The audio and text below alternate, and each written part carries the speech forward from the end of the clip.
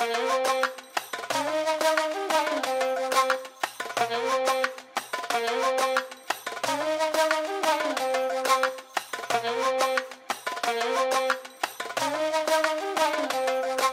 গল্প প্রেমেন্দ্র মিত্রের লেখা ভূপালের কপাল।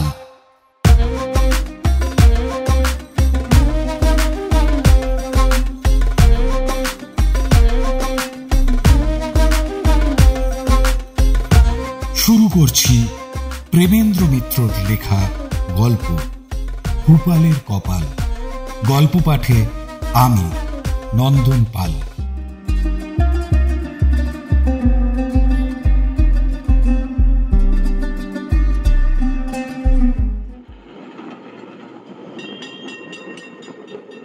ভূপালের সঙ্গে সেদিন হঠাৎ দেখা হয়ে গেল। জরুরি কাজে টালিগঞ্জ যাচ্ছিলাম। হঠাৎ পেছন থেকে কে আমার নাম ধরে এক চিৎকার, চিৎকার না বলে আর্তনাদ বলাই উচিত। মানুষ মানুষকে শুধু ডাকবার জন্য অমন ভয়ানক আওয়াজ করে না। কি হলো বুঝতে না পেরে সভয়ে পেছনে ফিরেই ব্যাপার বুঝতে পারলাম। পেছনে ট্রামের ভিড়ের ভেতর দাঁড়িয়ে ভূপাল। বাইরে বৃষ্টি নেমেছে বলে ট্রামে বেশ ভিড়।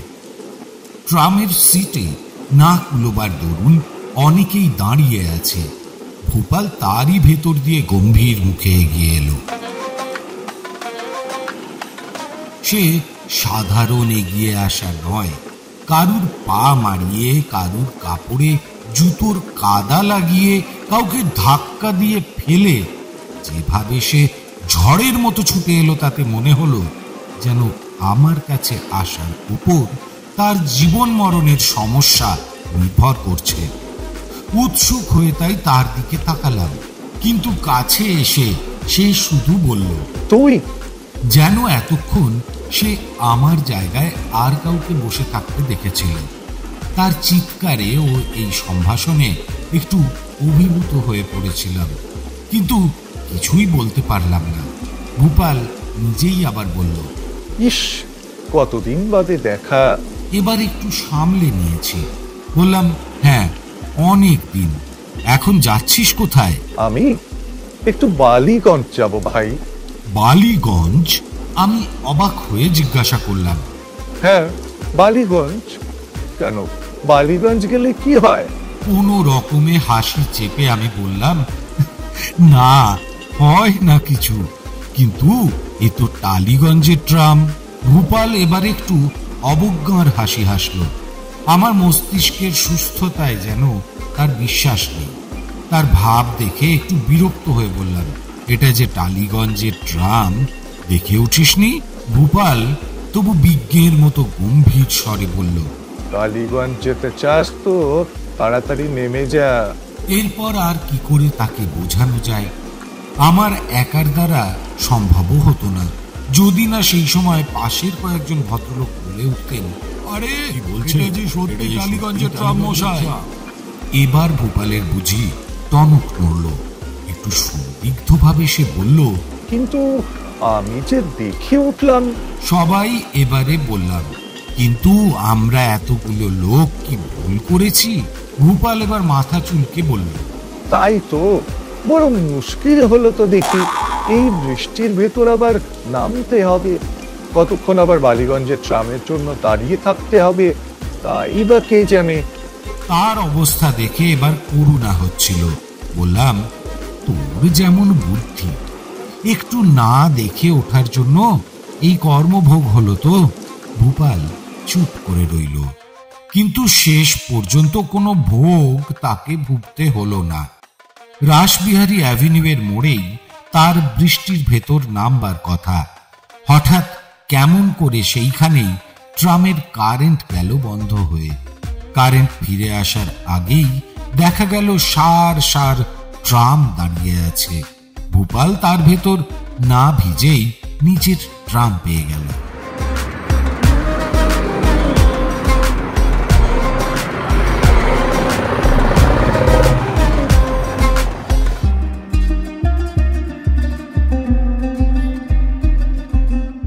ভূপালকে এর মধ্যেই বেশ ভালো করে বোধহয় চেনা হয়ে গেছে। এমন আলগা অগোছালো লোক দুনিয়ায় যদি আর দুটি থাকে, সব সময়ই সে অন্যমনস্ক, সব কাজেই তার গলতি। কীর্তি তার অনেক, বলে শেষ করা যায় না। ভূপালের সঙ্গে হয়তো অপরিচিত এক ভদ্রলোকের বাড়িতে দেখা করতে গেছি। বৈঠকখানার চাবি খুলে দিয়ে চাকর হয়তো ভেতরে খবর দিতে গেছে। দেখি ভূপাল ঘরে ঢুকেই শটান একেবারে সুইচ বোর্ডের কাছে গিয়ে হাজির। সুইচ বোর্ডে অনেকগুলো সুইচ, আলোর পাখার প্রভৃতি।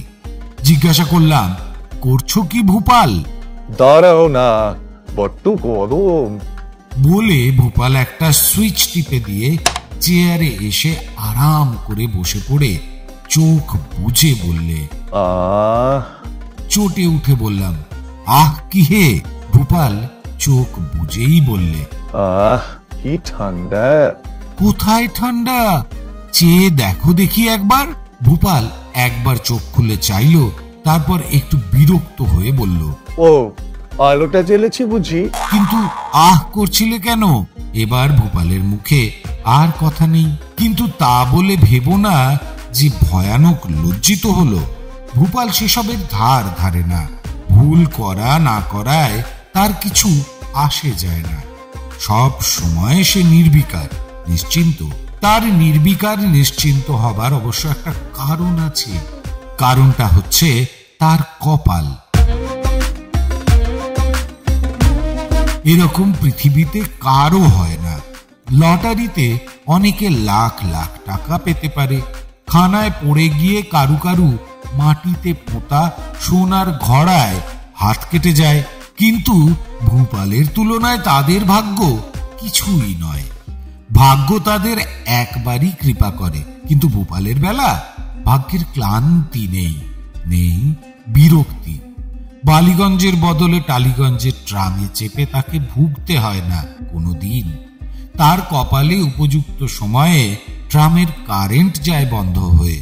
ভূপাল তাই বেপরোয়া ভাবে চলে। সে জানে ভাগ্য তার কাছে হার মেনেছে।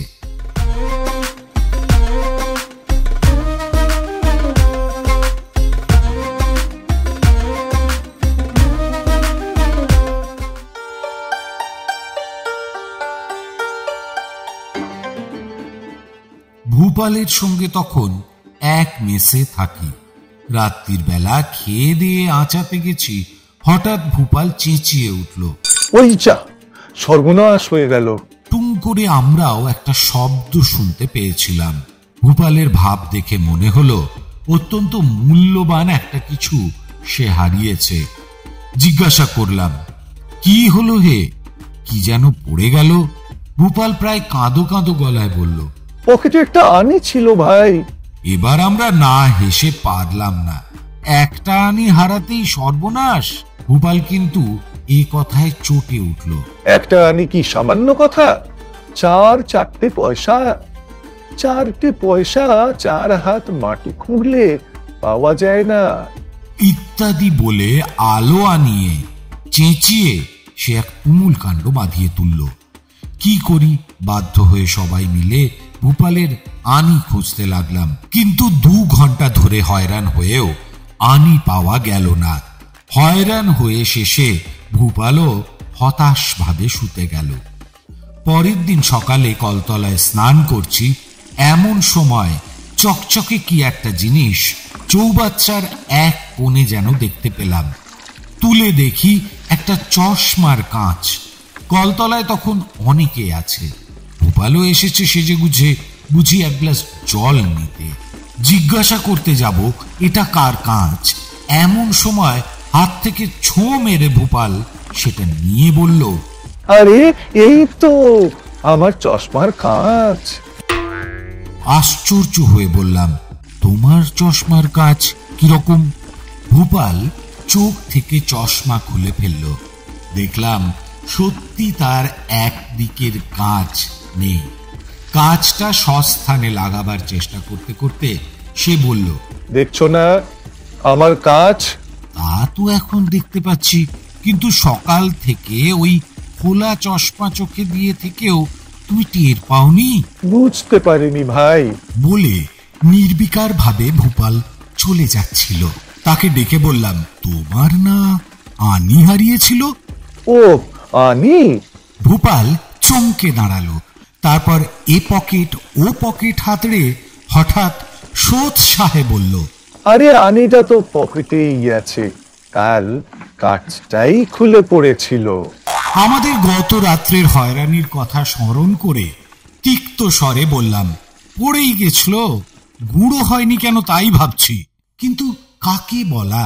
গুঁড়ো হবে কেন মা? বলে নির্বিকার ভাবে ভূপাল বেরিয়ে গেল। এই ভূপালের সঙ্গে এতদিন পরে দেখা। সেদিন ট্রামেই বুঝতে পেরেছিলাম ওই সামান্য আলাপে সে সন্তুষ্ট থাকবে না, আবার দেখা করতে আসবেই। ভূপালের বন্ধু বৎসলতা বিখ্যাত, কিন্তু ভূপাল যেদিন এলো সেদিন আমি জিনিসপত্র বাঁধা ছাদা করে বেরুবার জন্য প্রস্তুত হয়ে আছি।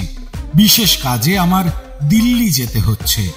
ভূপাল অত্যন্ত দুঃখিত হয়ে বলল, চ তোকে তাহলে ট্রেনে তুলে দিয়ে আসি, অনেকক্ষণ তো কথা কওয়া যাবে। ভূপাল ট্রেনে তুলতে এসে সাহায্যের চেয়ে বিব্রতই বেশি করে তুলবে মনে করে তাকে বাধা দিতে চাইলেও পারলাম না। সত্যি অনেক দিন বাদে দুজনের দেখা হয়েছে। সারা পথ বেশ ভালোভাবেই এলো। প্ল্যাটফর্ম টিকিট কিনে আমায় ট্রেনের কামরা পর্যন্ত এগিয়ে দিল, কোন রকম গোলমাল না করে। এর মধ্যে শুধু কোথায় হোঁচট খেয়ে তার জুতোর হিলের খানিকটা গেছিল উঠে, তার জন্য সে নিজে একটু ঘুরিয়েছে, আর তার পেরেক ওঠা জুতোয় স্টেশনের মোলায়েম প্ল্যাটফর্ম একটু ক্ষত বিক্ষত করেছে।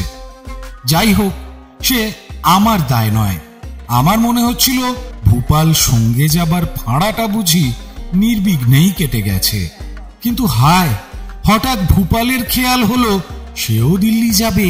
ট্রেনের কামরায় আমার সঙ্গে বসে থাকতে থাকতে হঠাৎ সে বলল, বেশ লাগছে ভাই, চ তোর সঙ্গে দিল্লি যাই। শুনে আমি তো অবাক। দিল্লি যেন চুঁচড়ো শ্রীরামপুর, গেলেই হলো।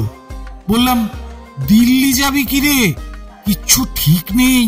তাতে কি, সেখানে বড় মামা রয়েছে, দিন কয়েক থেকেই আসি। বলে ভূপাল উঠে পড়ল। উঠছিস কেন? জিজ্ঞাসা করলাম হতভম্ব হয়ে। বাহ, টিকিট করতে হবে না? তোর কাছে টাকা আছে তো? টাকা আমার কাছে ছিল, তবু ভূপালের এই আজগুবি খেয়ালে বাধা দেবার খানিকটা চেষ্টা করলাম আমি, কিন্তু ফল হলো না কিচ্ছু।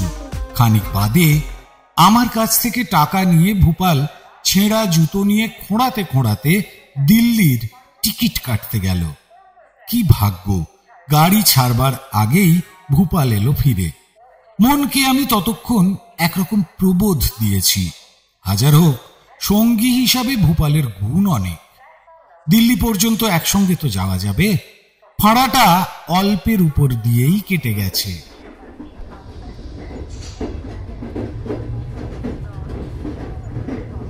কামরায় লোক আর বেশি কেউ নেই। দুজন বেশ আরাম করে বসে গল্প করতে করতে চললাম। বর্ধমানে স্ফূর্তি করে দুজনে মিলে খাওয়া গেল।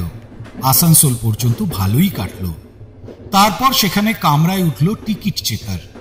আমার টিকিট প্রথমে দেখে তাতে সই করে চেকার ভূপালের টিকিট চাইল। ভূপালের পকেট হাতড়াবার ঘটা দেখে প্রাণে একটু ভয় পেয়েছিলাম, কিন্তু খানিক বাদে সে টিকিট বার করে দিল এক পকেট থেকে।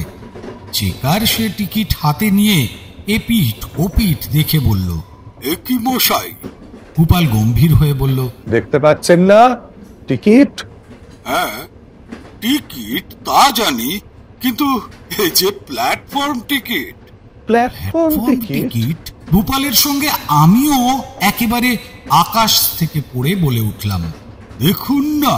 বলে চেকার টিকিটটা এবার আমার হাতে দিল। সেটা দেখে আমারও চক্ষু স্থির। সত্যি সেটা হাওড়ার প্ল্যাটফর্ম টিকিট। এবার অত্যন্ত রেগে ভূপালকে বললাম, দিল্লির টিকিট কোথায়? দেখো কোন পকেটে রেখেছো। পকেটে তো রাখিনি, সে তো ফেলে দিয়েছি। ফেলে দিয়েছি? আমার গলা থেকে কথাটা অস্পষ্টভাবে বেরুলো। হ্যাঁ, প্ল্যাটফর্ম টিকিট ভেবে আমি সেইটাই ফেলে দিলাম, যে এই ট্রেনে উঠবার আগেই ফেলে দিলাম। এরপর কি আর মুখ দিয়ে কথা বেরোয়? ভূপাল তখনও আমায় বোঝাবার চেষ্টা করছে। দুটো টিকিটে গোলমাল হতে পারে বলেই তো আমি আগে থাকতে প্ল্যাটফর্ম টিকিটটা ফেলে দিলাম। বেশ করলে বলে গুম হয়ে আমি তার দিকে পেছন ফিরে বসলাম। চেকার তো আর ছাড়বে না। সে বলল, টিকিট তো একটা করতে হবে। ভূপাল বলল, তাহলে আর দেরি গিয়ে কাজ নেই ভাই, আমি ধানবাদেই নেমে যাচ্ছি ছোড়দার কাছে, তুই ধানবাদের একটা টিকিট কর। তার দিকে জ্বলন্ত দৃষ্টি নিক্ষেপ করে আমি পকেট থেকে ব্যাগ বার করলাম। চেকারের হাতে একটা নোট দিলাম তা থেকে বের করে। চেকার বলল, চেঞ্জ তো নেই মশাই। আচ্ছা রাখুন নোটটা, আমি চেঞ্জ নিয়ে আসছি। চেকার চেঞ্জ আনবার জন্য নেমে যেতেই আমি আবার পেছন ফিরে বসলাম। ভূপাল কাতর ভাবে পেছন থেকে বলল, দেখ আমার দোষ কি? দোষ কি? আমার চাপা রাগ এবার ভেঙে পড়ল। তার অসাবধানতা, অন্যমনস্কতা, বোকামির জন্য যা নয় তাই বলে খানিক ভর্ৎসনা করলাম। বললাম, মানুষ কি চিরকালই উজবুক থাকে? এত করেও শেখে না। কপাল গুনে সে না হয় আগে বেঁচে গেছে, কিন্তু তাই বলে চিরদিন কি তাই হবে নাকি? এখন এ টিকিট কোথা থেকে আসবে? ভূপাল শুনতে শুনতে বুঝি অনুশোচনার আবেগেই হঠাৎ উঠে পড়ল। তারপর দু এক পা খুঁড়িয়ে হেঁটে তার যত রাগ গিয়ে পড়ল ছেঁড়া জুতোটার ওপর। পা থেকে জুতো দুটো খুলে নিয়ে একদিকে বলে ছুঁড়ে দিয়ে সে নামবার উদ্যোগ করল। জুতো দুটো তখন গাড়ির একদিকে উপুর হয়ে পড়েছে। হঠাৎ আমি চমকে উঠে ডাকলাম, শোন ভূপাল, শোন। ভূপাল মুখ অন্ধকার করে ফিরে দাঁড়িয়ে বলল, কি? তোর জুতোর তলার পেরেকে ওটা কি আটকে? ভূপাল কথাটা শেষ পর্যন্ত শুনলও না। পেরেক বলেই একবার যেন ঝাঁপ দিয়ে পড়লো জুতো দুটোর ওপর। তারপর কিন্তু নিতান্ত স্বাভাবিক গলায় বলল, এই তো দিল্লির টিকিট। মনে হলো যেন সে এই কথাটা অনেকক্ষণ থেকেই বলে আসছে। হাতে নিয়ে সত্যিই এবার দেখলাম সেটা দিল্লির টিকিট। ভূপালের ফেলে দেওয়া টিকিট কেমন করে তারই হিল ওঠা জুতোর পেরেকে বিঁধে আটকে ছিল। এতক্ষণ তাই নিয়েই হাঁটা চলার দরুন টিকিটটা একটু ময়লা হলেও দেখলাম অচল হয়নি। এমন কপালে বিশ্বাস করা যায়?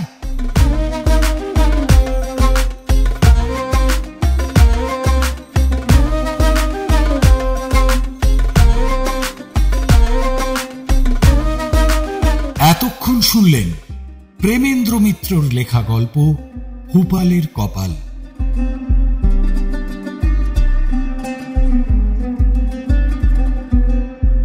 গল্পটি ভালো লাগলে ভিডিওটিতে একটি লাইক দেবেন এবং শেয়ার করবেন।